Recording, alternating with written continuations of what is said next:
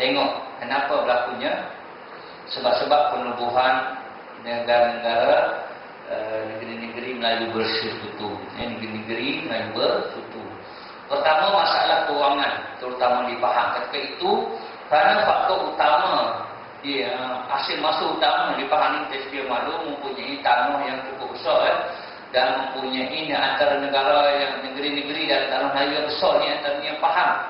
Dan hasil masuk ketika itu yang paling banyak saya juga sekarang tu di ini ialah kayu balak. Ya, sedangkan masa itu balak tidak merupakan satu faktor ekonomi yang baik. Ya, Pahang, ya, tak ada biji timah, cuma mungkin ada tanaman getah di Pahang. Jadi Pahang ni disebabkan Pahang mempunyai masalah kewangan, ya, maka sebab itu dah ditubuh dengan negara Melayu bersekutu ni. Negara lain yang seperti negeri-negeri bersekutu yang lain, ya, negeri bersekutu lain seperti Selangor, Perak yang kaya-kaya tu, ya, supaya dapat membantu ke masalah kewangan di negeri di Pahang. Sebab itu dibuat negeri bersatu ni kerana nak bantu. Antara sebabnya ialah masalah di Pahang ni, masalah utamanya ialah masalah kewangan, ya, kewangan. Okey, seterusnya kita tengok tentang keseragaman saraf, ya. Yang sudah tengok dari segi kecekapan pentadbiran. Berbeza kalau kita tengok sekarang ni antara PBT ataupun pentadbiran bandaran di daerah, ya, di negeri lain-lain, ya, berbeza. Ya, kalau jangan kata di negeri, di dalam daerah pun dah beza.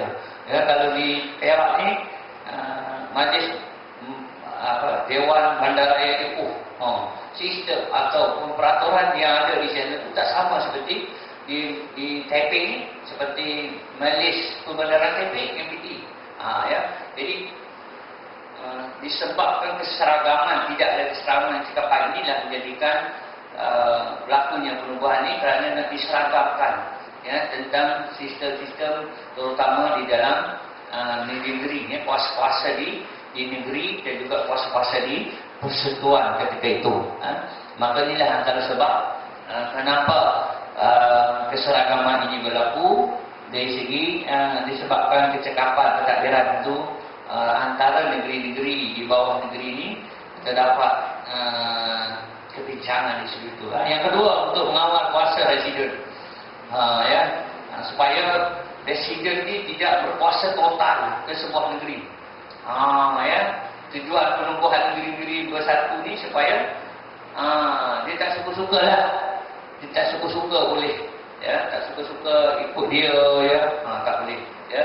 Maka sebab itu dibuat sistem ni supaya negara-negeri ini dapat boleh mengurangkan kuasa kawalan, kuasa residen itu sendiri. Ya? So ni kita tengok faktor keselamatan. Ya? Kenapa dari segi faktor keselamatan ni penubuhan ini adalah untuk membantu negeri-negeri yang ada negeri yang di bawah situ ni, di segi faktor-faktor keselamatan yang lain lah. Ya, di segi faktor-faktor keselamatan, dari segi keselamatan dalam negeri, ya, dan sebagainya. Ya.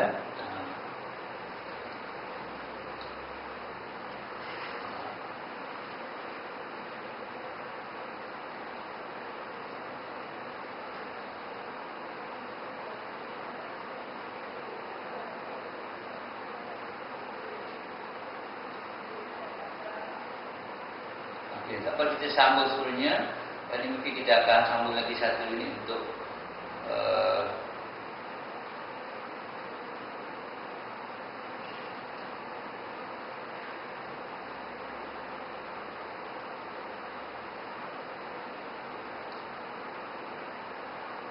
okey.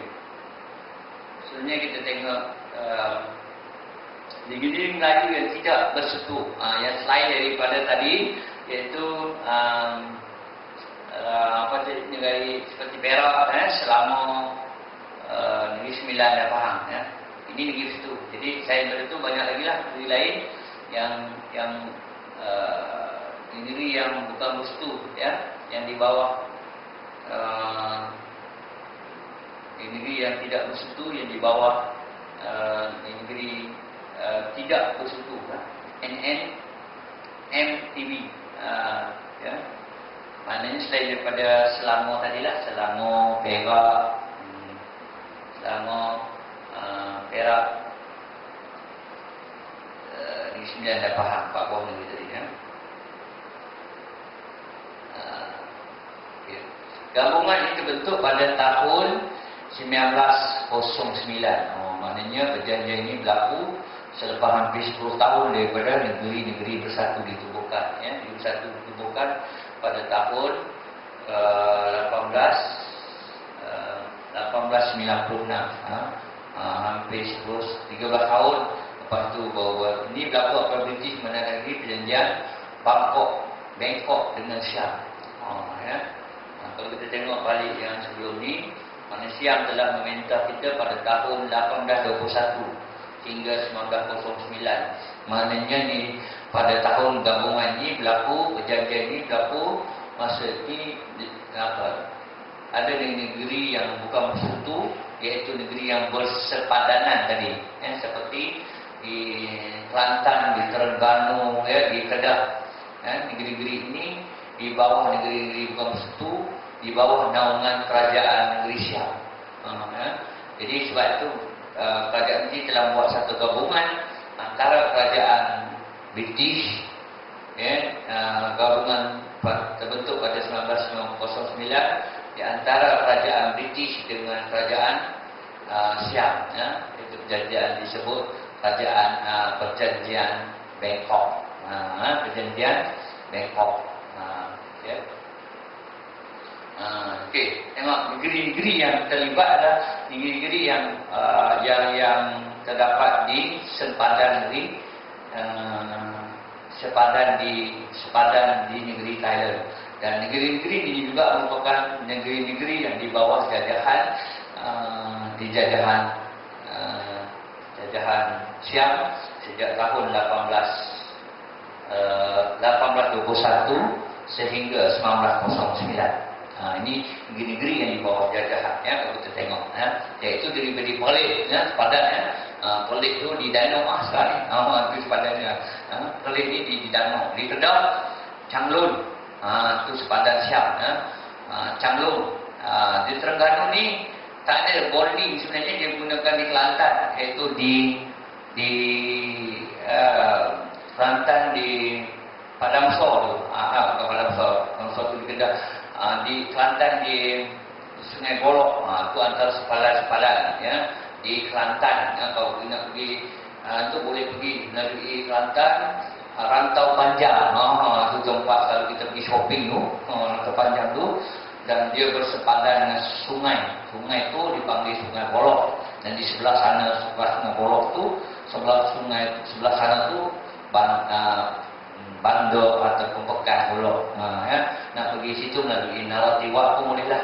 Ini antara negeri selat, ya, yang di bawah tanah Melayu pada tahun 19 sehingga dijajah di bawah Siam pada 1909, ya. Kemudian pada tahun 1914 negeri Johor menyertai gabungan ini. Johor pula masuk negeri yang tidak bersatu, ya. Yang maknanya yang lain daripada gabungan ini lah, ya. Pada tahun 19 ni, ya. Okey. Kita tengok apakah selain daripada itu, sebelum kita masuk ke Jepun ni, ya, raja-raja yang di bawah naungan negeri-negeri, ya, Melayu, negeri Melayu yang tidak bersatu ni lebih tinggi kuasa, kerana kuasa penasihat tidak seluas seperti negara British, NAB. Itu biasanya. Yang kalau kita tengok negeri-negeri yang di bawah negeri selat tadi, ya, seperti Perak, Selangor, Melaka dan Pulau Pinang, mereka ini ada residen, di mana kuasa sultan itu agak terbatas, kerana mereka telah memeterai satu perjanjian di mana sistem pentadbiran ini telah dipegang oleh sistem residen ini. Gubernur yang mengawal sistem pentadbiran. Raja hanya pada kuasa-kuasa eksekutif yang tertentu, agama dan juga adat istiadat, itu saja. Dibanding negeri-negeri yang ada negeri-negeri yang ada, negeri-negeri yang selat, negeri selat, ya, negeri selat di bawah, bukan, negeri-negeri yang bukan bersatu, negeri-negeri Melayu yang bukan bersatu ni, ya, mereka ini lebih raja-raja mereka tu lebih luas kuasanya kerana mereka tu tidak dikawal oleh sistem residen itu. Jadi sebab itu Johor pun berminat nak masuk pada negeri-negeri bukan bersatu. Jadi kita boleh ulang balik sikit keadaan, takut kita lupa nanti sebelum kita bawa ke sistem yang lain. Kebun kita pergi ke Jepun, penjajahan kita Jepun ni, kita ulang sikit tentang sistem negara selat, ya. Negara pertama negara selat tadi iaitu Singapura, Melaka dan Pulau Pinang. Ini negeri selat. Yang kedua, negeri-negeri Melayu yang bersatu, ya. Negeri-negeri Melayu yang bersatu, iaitu negeri Perak, Selangor, Negeri Sembilan dan Pahang. Boleh ingat saya ulang dulu tadi. Apa tujuan saya ulang tu? Supaya Ustaz dapat ingat balik. Nanti pergi Jepun dah lupa pula. Jadi kita kena selalu revise, ya. Maklumlah memori kita pun kurang sikit, bateri lemah sikit. Ya, maklumlah bukan tua, lama sikit. Jadi bila lama tu macam-macam lah, nak kena charge selalu. Ya. Maklumlah nak ingat anak lagi, nak ingat anak murid lagi, nak ingat anak bapa kepada anak, macam-macam. Yang anak tanya bapa kepada anak, nak kena ingat bapa kepada anak, kepada mak kepada anak, macam-macam kena ingat, ya. Ini nak kena ingat ni. Tak apa. Yang benda ni kita akan ulang-ulang, insya-Allah kita dapat, ya. Negeri selat tadi, kemudian negeri yang bukan bersatu, Perak, Selangor, Negeri Sembilan dan Pahang, 4, ya. Negeri selat ada 3. Ya, negeri bersatu ada 4. Negeri yang bukan bersatu ada Perlis, Kedah, Terengganu, Kelantan dan Johor ada 5. Ya, yang keistimewaan itu masing-masing ada keistimewaan. Ya, kalau negeri, apa perbezaan nanti soalan kita tanya, ya. Contoh kita tanya, apakah perbezaan antara negeri selat dengan negeri negeri Melayu bersatu dengan negeri yang bukan bersatu? Apa perbezaannya? So kita kena tengoklah apa perbezaan. Dan tentu negeri bersatu, negeri Melayu yang bersatu ni, yang bergabung ni, di bawah sistem residen, di mana sistem pentadbiran dikendalikan oleh Gubernur, Sultan, Cawangan, Penasihat. Mentadbir atas nasihat, mentadbir atas nasihat si residen itu tadi, ya. Negeri bukan bersatu, ya, negeri bersatu tadi, Kelantan, Terengganu, Perlis, Kedah dan Johor. Apa perbezaannya? Negeri ini mempunyai kuasa yang agak lebih luas kerana tidak dikongkong oleh sistem pentadbiran oleh Gubernur, Sultan mempunyai kuasa. Itu perbezaannya, perbezaan antara Gubernur dan antara negeri Melayu bersatu dengan negeri yang bersatu. Okey. Soalnya kita tengok selepas British ni, kita tengok Jepun pula. Ya. Dari segi Jepun, pendudukan Jepun kalau kita tengok bermula pada tahun paling tarikh 15 Februari 1942. Ada ke ustazah yang lahir pada tahun 1942? 1945. Ya. Jepun mendarat mula-mula di Tanah Melayu ialah di Kota Baru. Tengok cerita Saja Hasan tu. Kini Jepun telah mendarat di Kota Baru. Allah. Jadi semua takut tengok. Ya. Maka lahirlah pimpinan-pimpinan yang hebat masa zaman tu seperti Lieutenant Adnan, Sarjan Hasan. Itu antara pejuang-pejuang, ya, pada zaman tu, di mana askar Melayu masa tu dah pun wujud, ya, di bawah British Army, ya, di bawah British Army. Kerana pengalaman tu ayah sendiri pernah duduk dalam tu, ya, memperjuangkan masa zaman pendudukan tanah Melayu di Jepun ni. Ya, hasil kendalanya kesannya begitu impak dari segi kekerasan, tetapi dari segi peninggalan lain, dari segi ideologi, dari segi budaya tak ada, kerana dalam 3 tahun ni mereka ni tidak mentingkatkan hasil mahsul ya, tetapi mereka lebih kepada pembangunan serantau di Asia ketika itu ya, termasuk membina jambatan, membina landasan kereta api di Thailand. Itu sahaja projek-projek yang dilakukan sepanjang mereka berada di Jepun ni. Mereka tidak mengganggu juga di segi kalau kita tengok Jepun ni dia tidak mengambil hasil masuk biji timah dan sebagainya ya, kerana kuasa ini berlaku selepas di zaman British sahaja ya. Ini kita boleh buat kita buat comparison lah ya, kita boleh buat perbezaan antara itu. Okey. Pemerintahan Jepun ini berasaskan slogan Asia untuk Asia. Jadi sebab itu dia tidak buat balik hasil mahsulnya ya, kerana dia mengambil dia menjajah sesebuah negeri itu untuk sebuah negeri itu sahaja. Jadi dia bangunkan di negeri itu mengikut cara dia sahaja. Ya, orang Jepun ni dia terlatih dengan budaya suka bekerja, dia tak suka orang duduk diam, malas tidur semua. Sebab itu dipaksa orang bekerja, panjat pokoknya apa semua zaman-zaman dulu, tapi dalam bentuk paksaan dia lah, kasar dia ya. Jadi ini yang dibawa pemerintah yang telah dibawa oleh Jepun, iaitu slogan disebut Asia untuk orang Asia. Jadi sebab itu dia tak bawa balik hasil masuk dibanding dengan British yang kita tengok ya. Mereka minat mereka untuk membantu tanah Melayu ni kerana hasil masuk, kerana kita kaya ketika itu ya. Dibanding orang Asia Jepun ni, dia nak perintah kerana dia nak menakluki negeri itu dan dia nak bangunkan negeri itu dengan kaedah dia sendiri. Tapi tak lama ya, kerana kita telah dibantu oleh askar British untuk merampas semula tanah Melayu daripada Jepun ya, kalau kita tengok. Jadi walaupun dalam keadaan macam tu, maka Jepun ni dia tidak meninggalkan hasil kesan selepas peninggalannya, dibanding kalau kita tengok British ya, Portugis, mereka meninggalkan segala kesan-kesan budaya, bahasa dan sebagainya. Di Jepun ni tak ada orang pandai cakap Jepun. Lepas peninggalannya pandai cakap Jepun tak ada anak Jepun pun tak ada. Ya, tak tahu lah anak yang kemudian ni tak tahu dan cerita cerita Melayu Apek dengan Nabil tu. Kisah orang Jepun yang terperangkap dalam gua. Tu cerita kan. Jadi keturunan dia pun mungkin ada tapi tak banyak lah. Yang terbanding dengan Portugis. Kita tengok di belakang tu ada perkampungan orang Portugis. Ada orang Nyonya, bapa lah, macam-macam datangnya. Kesan-kesan hasil daripada penjajahan.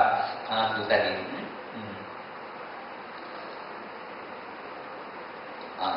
Dia tengok apa pula faktor, tengok perbezaan nanti. Kalau tadi faktor daripada kerajaan British tadi, kita tengok faktornya adalah kepada faktor ekonomi, karena keperluan revolusi perusahaan mereka ketika itu yang berkehendakkan bahan mentah yang banyak ya. Maka sebab itu mereka berminat kerana bahan-bahan mentah itu terdapat di Malaysia. Itu kerana keminatan itu, kerana Malaysia kaya ya. Kalau Malaysia miskin masa tu tak ada dia minat ada kisah, tak ada di kisah dah. Disebabkan apa? Disebabkan faktor-faktor itu. Ya. Jadi sebab itu kita kena tengok faktor-faktor itu ya, perbezaan antara faktor pendudukan British ni dengan Jepun. Ada perbezaan ya. So kita tengok yang pertama, di segi persediaan peperangan oleh Jepun. Pertama, macam mana dia persediaan dia? Pertama, dia kumpulkan maklumat tentang sistem pertahanan British di tanah Melayu. Dia pulih dia sekali ya. Macam mana cara dia perang? Macam mana dia tengok sistem pentadbiran? Jadi macam mana cara dia nak masuk? Dia masuk melalui Kota Baru, melalui Siam. Jadi negeri yang dia masuk ialah Kelantan, di bawah pemerintahan Thailand ketika itu. Dia waktu batu kata Siam Koridor. Dia jadi yang mengatur negeri dia sana. Jadi Jepun ni dia Dia dah strategi dia. Dia tak pergi ke negeri yang bersekutu. Dia tak mendarat di negeri bersekutu. Kita tengok strategi peperangan dia. Ya. Para mahasiswa boleh tengok bagaimana strategi peperangan Jepun tu sendiri. Bagaimana mereka mengatur peperangan itu. Mereka tidak mendarat di negeri yang bersekutu, seperti Selangor, Perak dan sebagainya. Mereka pergi negeri-negeri yang bukan bersekutu. Mereka pergi Kelantan. Kenapa? Kerana Kelantan adalah di bawah penjajahan negeri Siam ketika itu, negeri Thailand ketika itu. Jadi mereka telah berbincang dengan Thailand, maka Thailand telah memberi, Siam telah memberi laluan, maka mereka mendarat di Kota Baru. Ketika nak berbuat, mereka duduk kat situ, tak ada siapa yang pakai sebab tak ada tentera British di Kota Baru ketika itu di situ. Kerana di bawah jajahan negeri-negeri yang bukan bersekutu itu tiada campur tangan sistem residen. Kita tengok balik pada sistem tu bagaimana. Ini disebutkan persediaan peperangan oleh Jepun. Dengan mengumpulkan maklumat tentang sistem pertahanan British di tanah Melayu. Kalau dia pergi ke Perak, maka mungkin ada masalah lah. Sebab apa? Sebab di Perak ni adalah negeri di bawah British. Sudah pasti British telah mengatur segala strategi sistem pertahanan yang ada di negeri tersebut. Kita tengok macam mana sistem ini boleh berlaku sehingga mereka boleh strategi ini sehingga mereka boleh mendarat peringkat awal untuk membina kekuatan di peringkat awalnya. Keduanya kita tengok kelemahan sistem pertahanan laut di British. Kelemahan pertahanan laut di British setelah tenggelamnya kapal Prince of Wales dan Repulse. Ini kalau kita tengok di ketika yang kita tahu bahawa kekuatan British ini ialah terletak pada tentera lautnya, iaitu kapal yang dipanggil Prince of Wales, sebuah kapal yang cukup canggih dengan kelengkapan perang yang cukup hebat. Dan juga Repulse ni. Jadi apa yang berlaku di sini kita tengok, kenapa mereka British menyerah kalah kepada Jepun, kerana tentera laut ini tidak lagi boleh melawan tentera Jepun. Apa Jepun buat? Ini yang dia kaji tentang kelemahan, iaitu dia tenggelamkan kapal ini, maka tak ada lagi bekalan askar. Kerana tentera laut itu ada, tentera laut British ni ada di atas kapal tu. Jadi apa yang Jepun buat? Tentera Jepun yang telah menjulang 2 buah kapal di kapal Prince of Wales dan juga Repulse. Maka meletup seluruh kapal Prince of Wales ni. Jadi ketika Jepun mendarat, kapal Prince of Wales nak menghala ke tanah Melayu, tetapi di tengah-tengah laut kapal Prince of Wales ini telah ditenggelamkan oleh Jepun. Maka akhirnya British telah menyerah kalah. Jadi itulah mulanya British memerintah pada tahun 1942 pada bulan pada bulan Februari, 15 Februari pada 1942. Kita tengok di mana bermulanya faktor tentukan. Yang ketiganya, ketidaksediaan tentera Inggeris untuk menghadapi peperangan.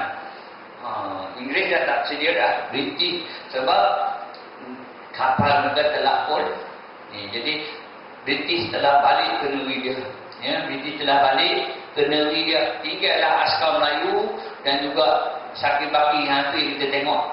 Lieutenant Adnan yang telah dibunuh, Sarjan Hasan itu antara pejuang-pejuang yang melawan tentera-tentera Jepun ketika itu. Yang melawan tentera Jepun ketika itu. Itu maksudnya tentera-tentera yang ada ketidakpersediaan ini yang menyebabkan tentera Jepun dan Inggeris untuk mendapat ini menyebabkan Jepun lebih mudah untuk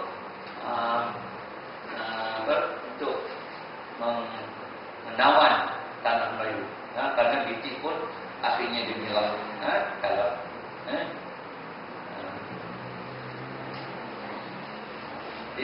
kita tengok antara lain juga kesan-kesannya, antara lain faktor-faktor pendudukan Jepun ni ialah menggunakan teknik perang yang lebih baik.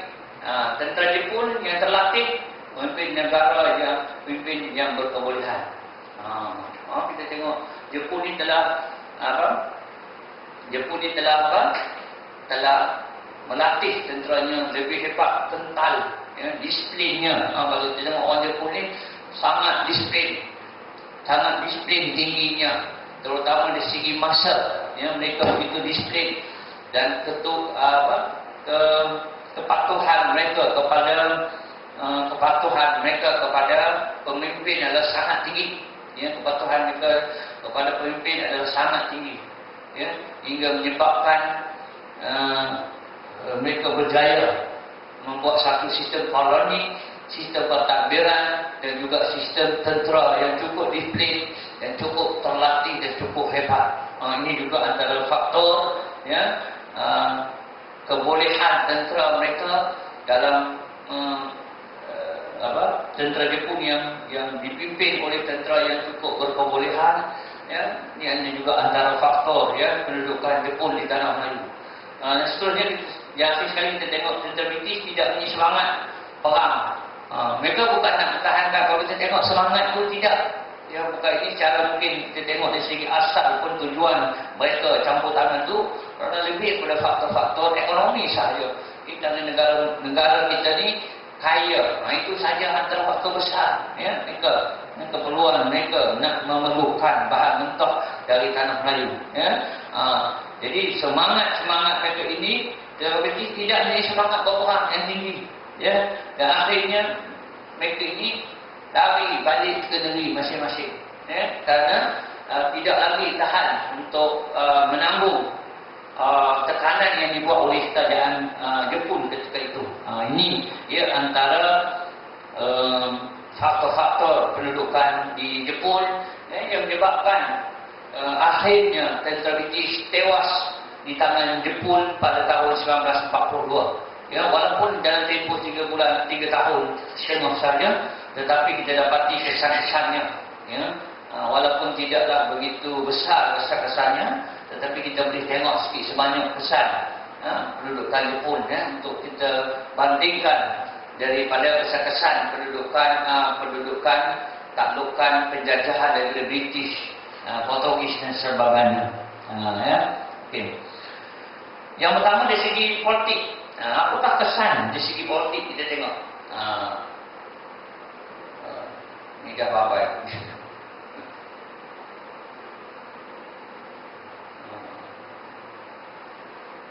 Tak apa saya terangkan sini, tak ada dalam slide ini.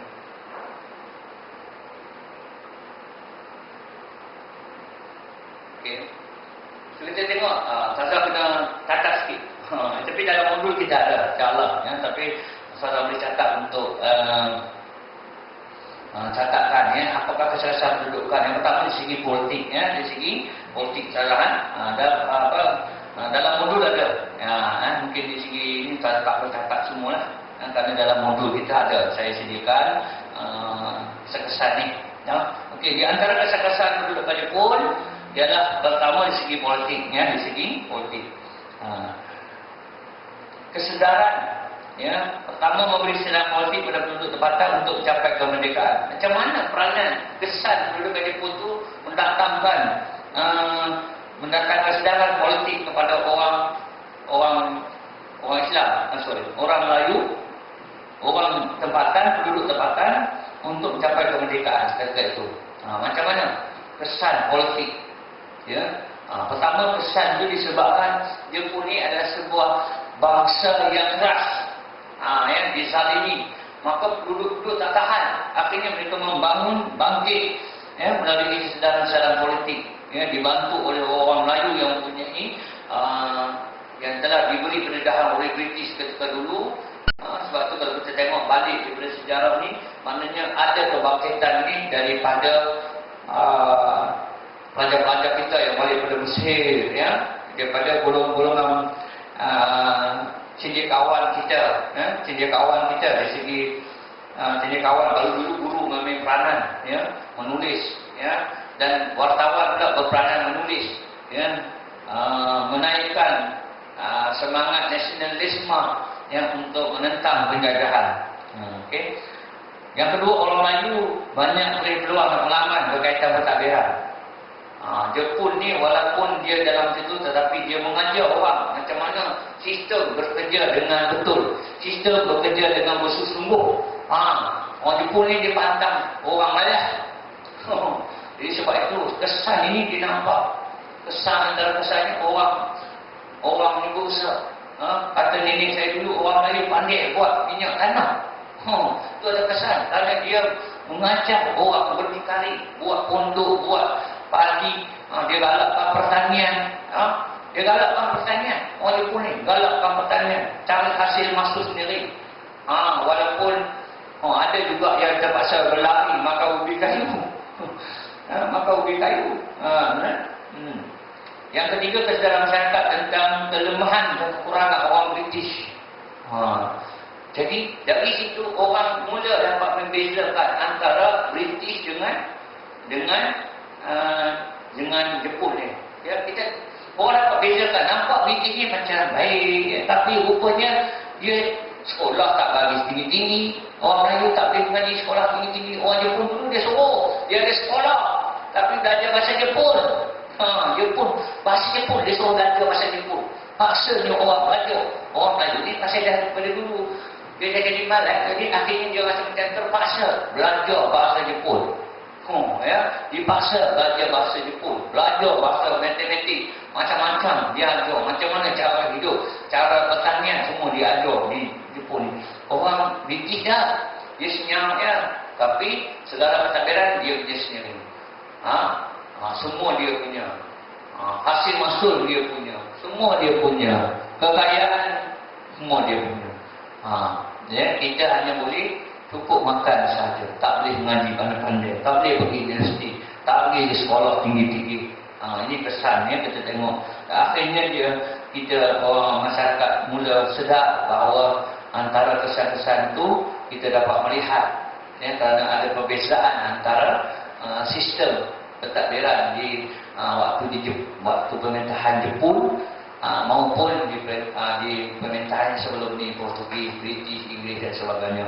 Ya, kita tengok. Dan seterusnya, kesan politik apa berlaku ialah semangat nasional untuk kampung. Jadi maka berlakulah pemberontakan, berlakunya nasionalisme, semangat kebangsaan kerana nak mempertahankan. Ya, kita dah duduk dalam keadaan macam ni, kita kena maka ditubuhlah Home Guard dan sebagainya zaman tu. Ditubuhnya Home Guard, ditubuhnya pemuda-pemuda, yang dikumpulkan pemuda-pemuda, ya, dikumpulkan pemuda-pemuda untuk membangunkan, ya, semangat nasionalisme di antara penduduk kampung, ya, menyemarakkan semangat, di mana penduduk kampung ini disemarakkan dengan semangat nasionalisme duduk ketika itu, ya, di kalangan penduduk-penduduk ketika itu. Okay.